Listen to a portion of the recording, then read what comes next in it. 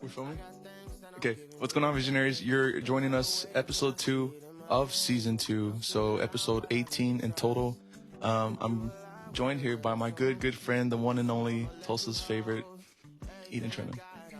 Say hi to the people. It's good to be here. Thanks for having me. So, we're coming to you live from her and my brother Brandon's house. Thank you for letting us use your space, little Cool Kids Coffee Club. Yeah, absolutely. We're out here. So if you know how the pod starts, first question I ask everybody, you meet a stranger and they ask you what you do, how you explain that concisely.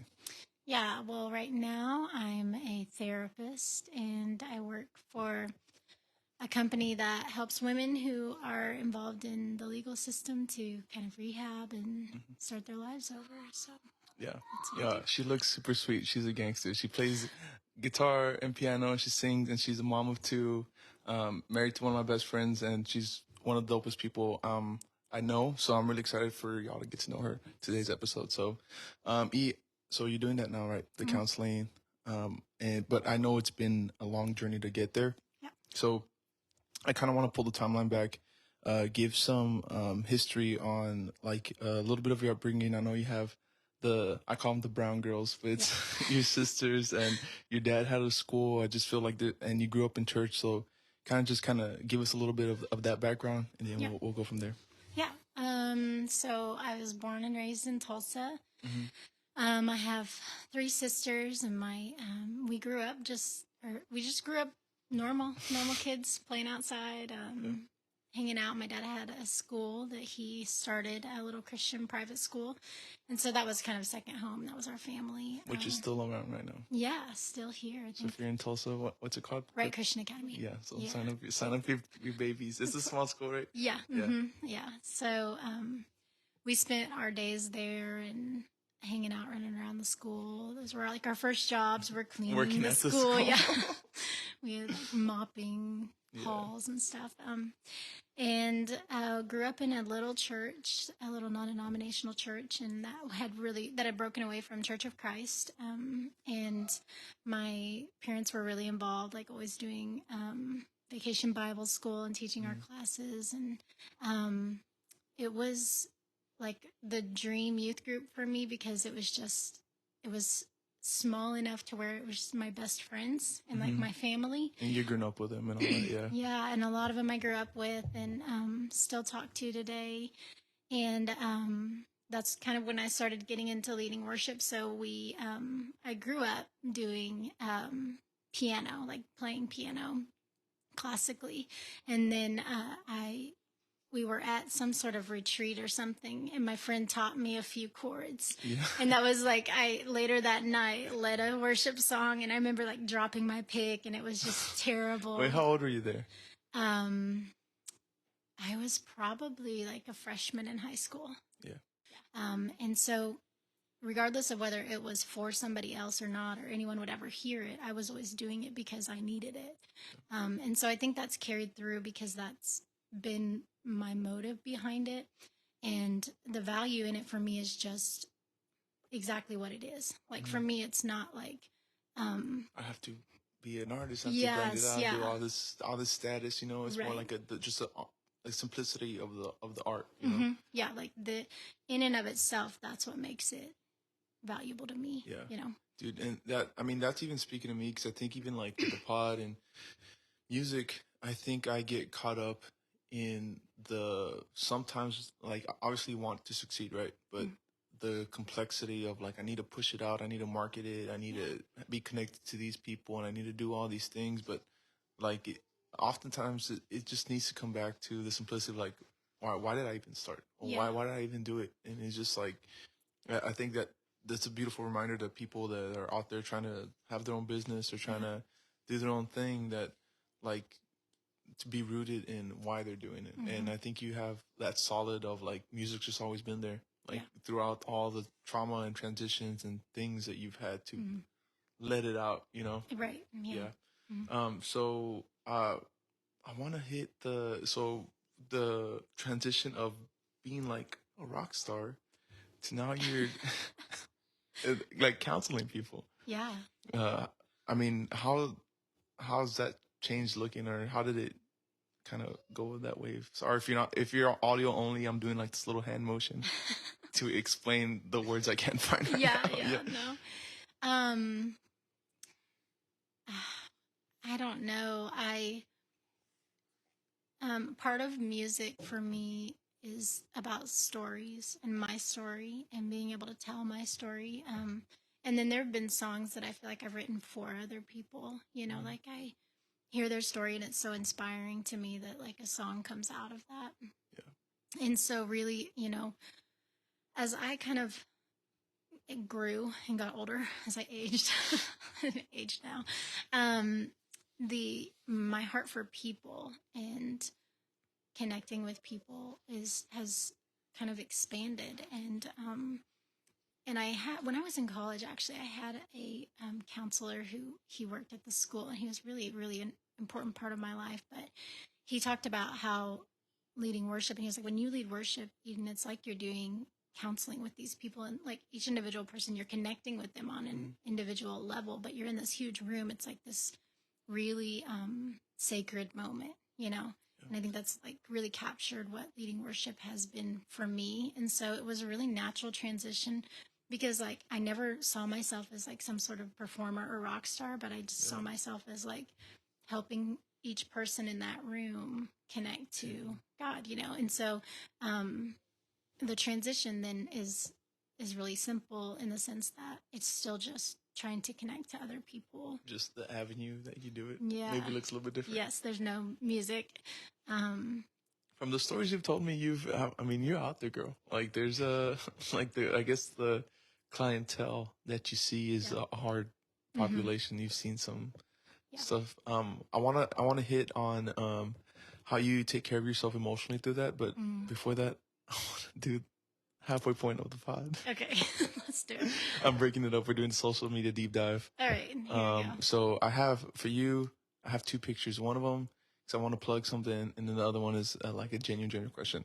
Okay. So first one I'm gonna show you here on my phone, and then Nate's gonna put it on the screen so people can see what we're talking about. This is the first one. Yes. Okay. What's going on there? Okay, so that was our wedding day. That's my boy. That's your boy. That's my boy. Yeah. Oh, legally your boy. Legally my boy. Yeah, subjectively my boy. We just share him. Right? We had just done our first look, and I came around the corner, and he turned around and immediately started sobbing. He hates when I tell this story. Why? I just thought it was a good picture. I didn't know that's.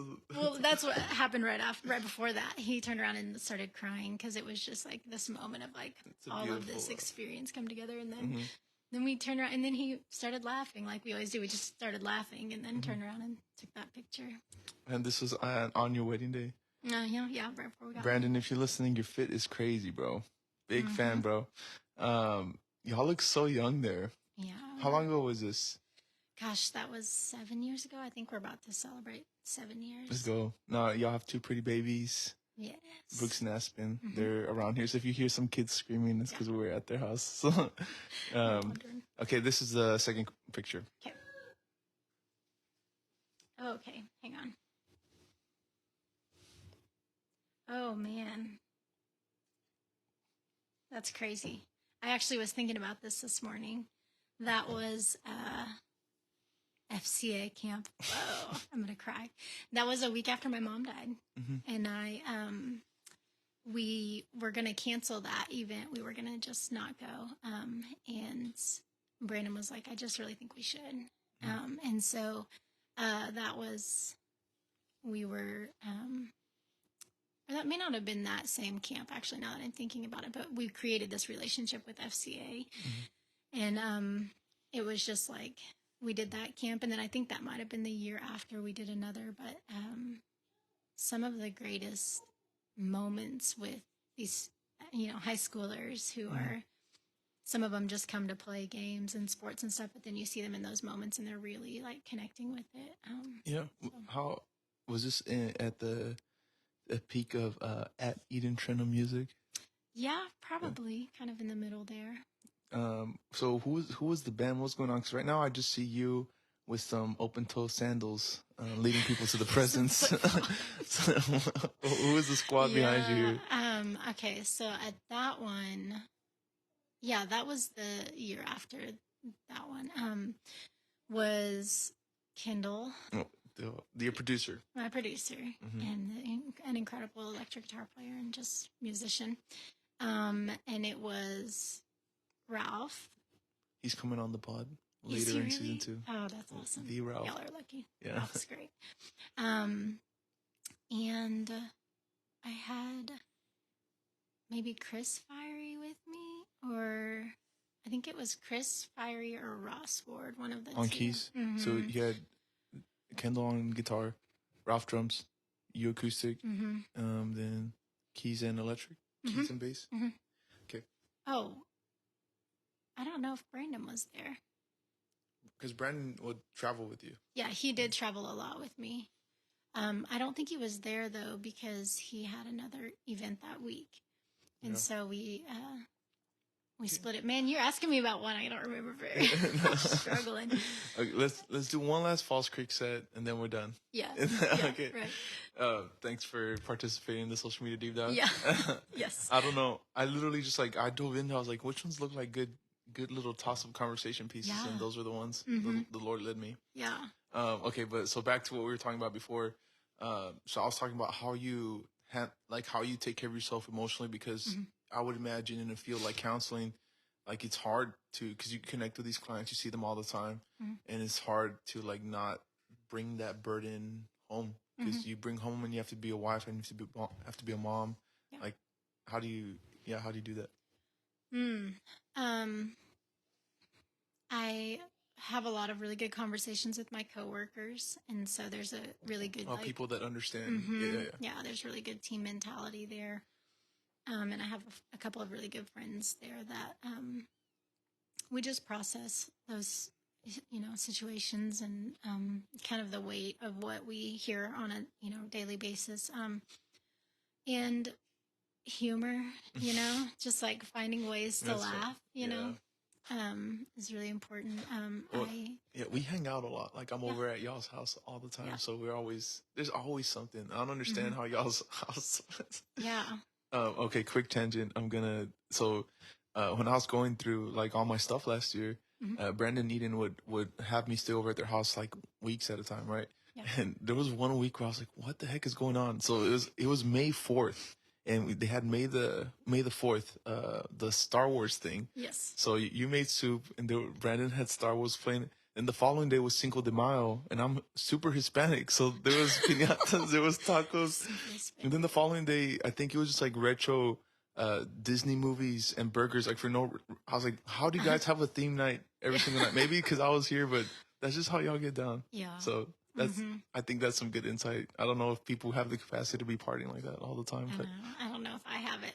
No, that's I attribute most of that to Brandon and his his liveliness, but he I think especially as a creative, I can tend to be more like withdrawn, as if I can label myself as a creative, but you do. I can. Welcome to the pod. Thank you. I feel like I'm in a league. I'm no, you're out of the league. No, you're out here. So I can withdraw really quickly and really easily, and just I will have things in my head just spinning, and having 1,000 thoughts, and that leads to me just kind of pulling back from people and relationships, and so Brandon's my anchor. When he sees me starting to do that, he doesn't let me. Brings you back to reality. Really, basically brings me back, and a lot of the ways that we've worked that into like the natural day to day of our life has been just having people over all the time, and planning things to look forward to each night with our family that are simple but still like fun. Yeah. So kind of trying to, on the last leg of the pod, what I know, can you talk about motherhood? I know we've had some conversations, but right now in you and Brandon's season of life, like every decision that y'all make, it's not even like for y'all anymore. It's you're thinking about Brooksy, you're thinking about Aspen, and talk. Let us in on that, because I think I'd say maybe age range of the pod is like 20, 23 to like mid 30s. Yeah. and you guys have transitioned that. Well, you're in your young 30s, and maybe give us some insight. Maybe someone like me that hasn't got there yet, Yeah. or someone that is there and maybe it feels like a huge burden that they can't handle. So Yeah, it is a huge burden. It's parenting is the most difficult thing that I've ever done, and the most rewarding thing that I've ever done. And I get to do a lot of, I'm kind of moving into doing a lot of like family therapy and working with moms. And, like, I think the most important thing to know is like, there's no perfect parent. I think that was a really big transition for me, was recognizing that I can't be perfect at this, and that I will disappoint my kids at times, and I will upset them at times, and I will hurt them at times. I'll hurt their feelings. I won't show up when I need to, and that's just kind of the reality of parenting. But the most important part is that they know that I'm always there for them, right? And like that I'm available, that when they reach out for me, I'm there, emotionally and physically in their life. And so I think really kind of the expectation I had at the beginning of parenting is very different than the expectation that I have now. Than the reality Yes, of it. Yeah. yes, yeah. And it's scary. And so be friends with people who have kids so you can be like, is your kid doing this? Finding community is so important in that journey of parenting. And then understanding that like your kids are God's, they're his, and you just, he trusted you with yeah, them. he trusted you with them, but they're his. And so, your main job is that they know God's grace through you. Yeah. And so, if that's guiding you, then you're going in the right direction. Yeah. That's beautiful perspective. I hadn't heard it put that way, of like they're God's kids and he trusted them to you. Those are for sure some Trentham babies, because when was it the other day they were playing Gorilla Punch? I don't even know what game they invented. They made up. It was like a Punch. shirtless wrestling game. And I went in and Aspen was like stuck between the bed and the shelf. Yeah. Yes, always an adventure. Dude, E, thanks so much for coming on the pod. Before we leave, can you plug your socials? If you have some music on Spotify, if you want to go listen to it. Sure, yeah. I have music on iTunes and Spotify. It's just my name, Eden Trentham Music, and on Instagram, or you can just follow me on Instagram. Eden Trentham. Yeah, yeah. Can I speak in faith? Maybe we release that song we wrote later this year. Oh yeah, absolutely. This episode airs in April, so maybe by summertime. Yeah. Look out there, visionaries. We out here. Come support us. Yeah. Kendall, we need you to produce it. Come through. 100%. Dude, love you guys. Thank you for lending me your home for the episode. Thank you for your mind. We'll see y'all next week. So I'ma let you hold everything I got. I'ma let it go.